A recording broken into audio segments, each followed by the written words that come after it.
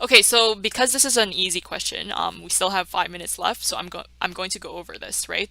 So first of all, you have a parallelogram PQ, and this is SR, right? So what do we know about a parallelogram, right? So if you have a parallelogram like this, you can actually say that the opposite sides, respectively, you can say PQ and RS, they're going to be congruent, right? So they have the same, so their sides are equal, right? Opposite sides of a parallelogram, they're equal.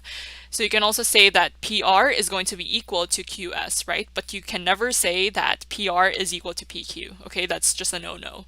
So because I said the opposite sides are equal, therefore the equations such as 3x plus 5 is equal to 6x plus 2, right? So you can say that because it's a parallelogram and they're equal sides. So you have 3x plus 5 and this is equal to 6x plus 2. And the whole point of this is to look for the length of PQ, right? So you have to solve for x first and then you take your x, you substitute that into 3x plus 5 and that's your side or the measurement for PQ.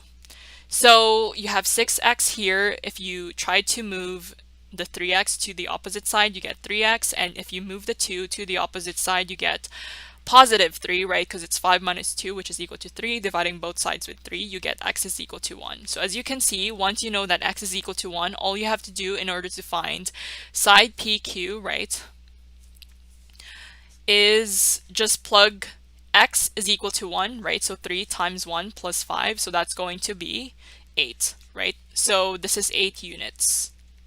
And because we don't really have any form of units, right? We don't know if this is centimeters, so we're just going to keep this as units because it's only the side. So it should be 8 units. Yeah, okay, this is right. Amazing.